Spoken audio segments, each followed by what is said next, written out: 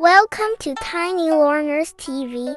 Subscribe to our channel for more amazing stories. Thank you. Cinderella by the Brothers Grimm. There was once a rich man whose wife lay sick. When she felt her end drawing near, she called to her only daughter to come near her bed and said, "Dear child, be pious and good. God will always take care of you. I will look down upon you from heaven and will be with you." And then she closed her eyes and expired. The maiden went every day to her mother's grave and wept. She was always pious and good. When the winter came, the snow covered the grave with a white covering. When the sun came in the early spring and melted it away, the man took to himself another wife. The new wife brought two daughters home with her. They were beautiful and fair in appearance, but at heart were black and ugly. And then began very evil times for the poor stepdaughter. "Is the stupid creature to sit in the same room with us?" said they. "Those who eat food must earn it. Out upon her for a kitchen maid." They took away her pretty dresses, put on her an old gray kirtle, and gave her wooden shoes to wear. "Just look now at the proud princess, how she is decked out," cried they, laughing. Then they sent her into the kitchen. There she was obliged to do heavy work from morning to night, get up early in the morning, draw water, make the fires, cook, and wash. Besides that, the sisters did their utmost to torment her, mocking her, strewing peas and lentils among the ashes, and setting her to pick them up. In the evenings, when she was quite tired out with her hard day's work, she had no bed to lie on, but was obliged to rest on the hearth among the cinders. As she always looked dusty and dirty, they named her Cinderella. It happened one day that the father went to the fair. He asked his two stepdaughters what he should bring back for them. "Fine clothes," said one. "Pearls and jewels," said the other. "But what will you have, Cinderella?" said he. "The first twig, father, that strikes against your hat on the way home. That is what I should like you to bring me." So he bought for the two stepdaughters fine clothes, pearls, and jewels, and on his way back, as he rode through a green lane, a hazel twig struck against his hat. He broke it off and carried it home with him. When he reached home, he gave to the stepdaughters what they had wished for, and to Cinderella he gave the hazel twig. She thanked him. Cinderella went to her mother's grave. She planted this twig there, weeping so bitterly that the tears fell upon it and watered it. It flourished and became a fine tree. Cinderella went to see it 3 times a day. She wept and prayed. Each time a white bird rose up from the tree. If she uttered any wish, the bird brought her whatever she had wished for. Now it came to pass that the king ordained a festival that should last for 3 days, to which all the beautiful young women of that country were bidden, so that the king's son might choose a bride from among them. When the two stepdaughters heard that they too were bidden to appear, they felt very pleased. They called Cinderella and said, "Comb our hair, brush our shoes, and make our buckles fast. We are going to the wedding feast at the king's castle." Cinderella, when she heard this, could not help crying, for she too would have liked to go to the dance. She begged her stepmother to allow her. "What, you Cinderella," said she, "in all your dust and dirt, you want to go to the festival? You that have no dress and no shoes, you want to dance?" But as she persisted in asking, at last the stepmother said, "I have strewed a dish full of lentils in the ashes.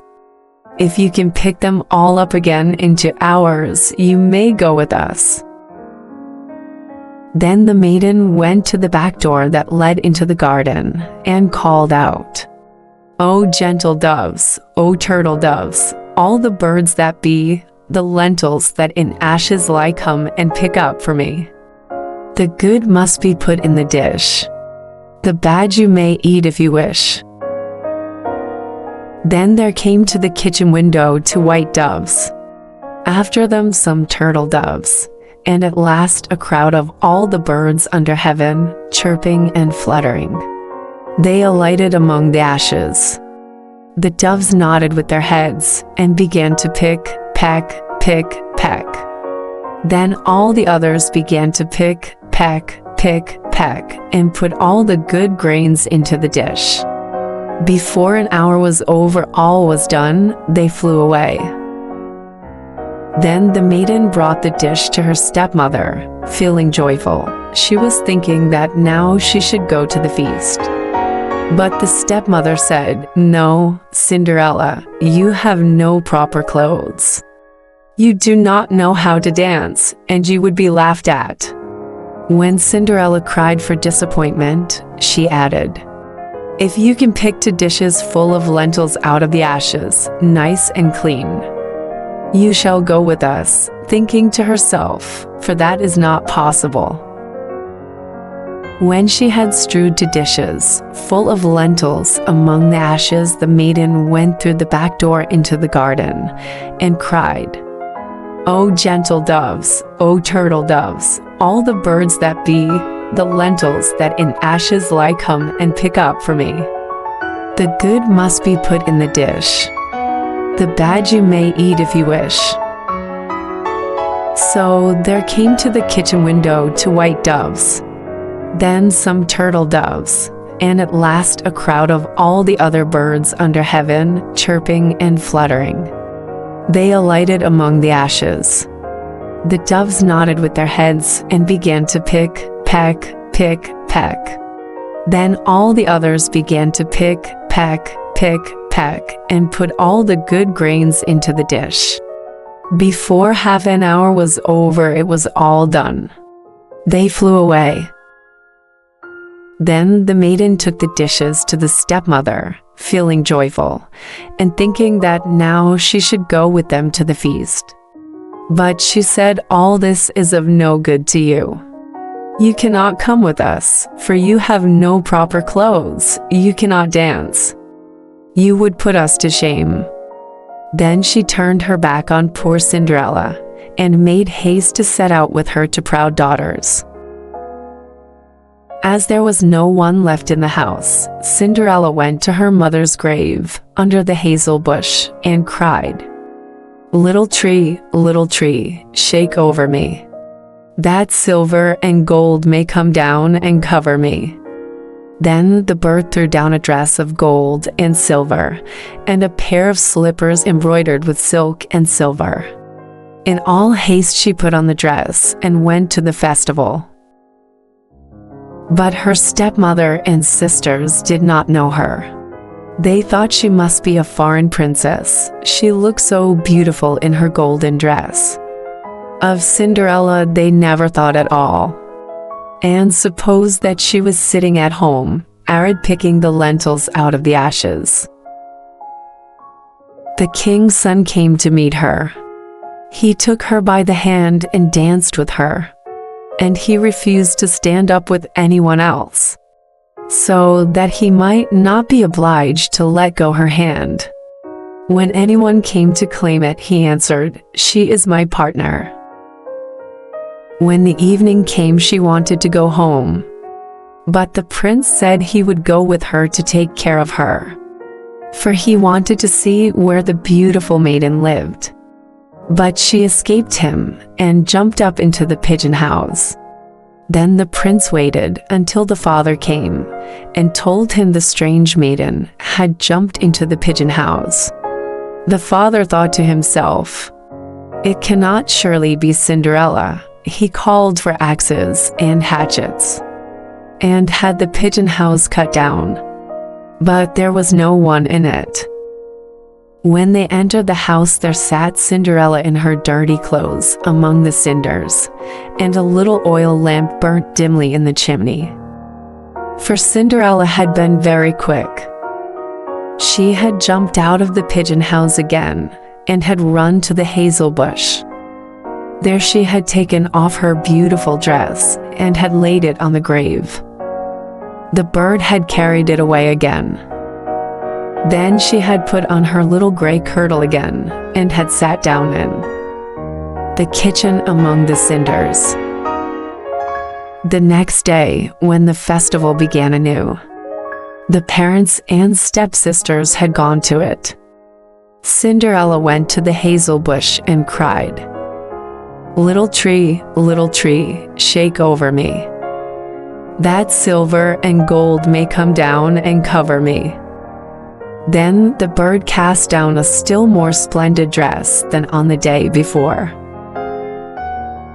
When she appeared in it among the guests, everyone was astonished at her beauty. The prince had been waiting until she came. He took her hand and danced with her alone.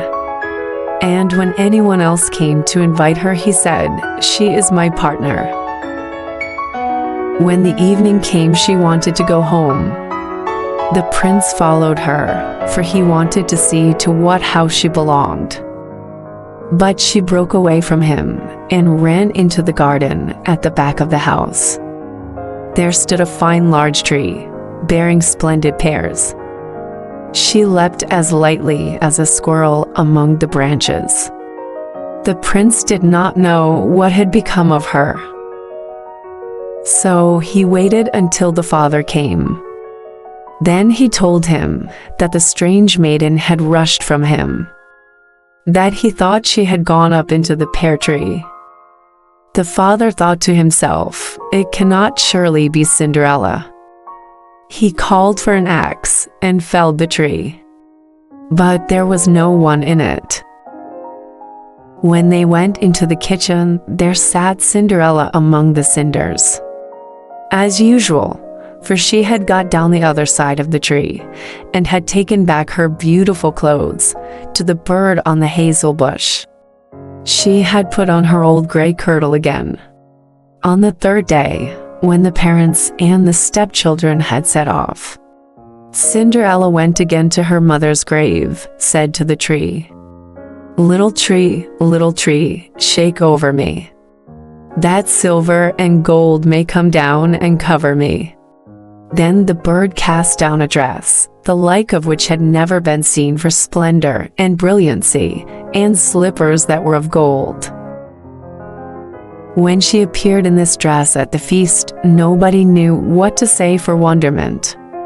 The prince danced with her alone. If anyone else asked her, he answered, "She is my partner." When it was evening, Cinderella wanted to go home. The prince was about to go with her, when she ran past him so quickly that he could not follow her. But he had laid a plan, and had caused all the steps to be spread with pitch, so that as she rushed down them, the left shoe of the maiden remained sticking in it. The prince picked it up. He saw that it was of gold, and very small and slender. The next morning he went to the father, and told him that none should be his bride, save the one whose foot the golden shoe should fit. Then the two sisters were very glad, because they had pretty feet. The eldest went to her room to try on the shoe. Her mother stood by, but she could not get her gray toe into it, for the shoe was too small. Then her mother handed her a knife, and said, "Cut the toe off, for when you are queen, you will never have to go on foot." So the girl cut her toe off, squeezed her foot into the shoe, concealed the pain, and went down to the prince. Then he took her with him on his horse as his bride, and rode off. They had to pass by the grave. There sat the two pigeons on the hazel bush, and cried, "There they go, there they go. There is blood on her shoe. The shoe is too small." Not the right bride at all? Then the prince looked at her shoe. He saw the blood flowing. He turned his horse round and took the false bride home again, saying she was not the right one, that the other sister must try on the shoe. So she went into her room to do so and got her toes comfortably in. But her heel was too large. Then her mother handed her the knife, saying, "Cut a piece off your heel. When you are queen, you will never have to go on foot." So the girl cut a piece off her heel and thrust her foot into the shoe, concealed the pain. She went down to the prince, who took his bride before him on his horse and rode off. When they passed by the hazel bush, the two pigeons sat there and cried, "There they go, there they go. There is blood on her shoe. The shoe is too small. Not the right bride at all?" Then the prince looked at her foot. He saw how the blood was flowing from the shoe and staining the white stocking. He turned his horse round and brought the false bride home again. "This is not the right one," said he. "Have you no other daughter?" "No," said the man, "only my dead wife left behind her a little stunted Cinderella. It is impossible that she can be the bride." But the king's son ordered her to be sent for. But the mother said, "Oh no. She is much too dirty. I could not let her be seen." But he would have her fetched. So Cinderella had to appear. First she washed her face and hands quite clean. She went in and curtsied to the prince, who held out to her the golden shoe. Then she sat down on a stool, drew her foot out of the heavy wooden shoe, and slipped it into the golden one, which fitted it perfectly. When she stood up, the prince looked in her face. He knew again the beautiful maiden that had danced with him. He cried, "This is the right bride." The stepmother and the two sisters were thunderstruck. They grew pale with anger. But he put Cinderella before him on his horse and rode off. As they passed the hazel bush, the two white pigeons cried, "There they go, there they go. No blood on her shoe, the shoe's not too small. The right bride is she after all." When they had thus cried, they came flying after and perched on Cinderella's shoulders, one on the right, the other on the left, and so remained.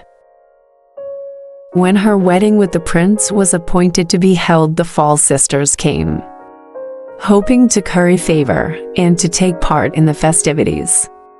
So, as the bridal procession went to the church, the eldest walked on the right side and the younger on the left. And the pigeons picked out an eye of each of them. As they returned, the elder was on the left side and the younger on the right, and the pigeons picked out the other eye of each of them.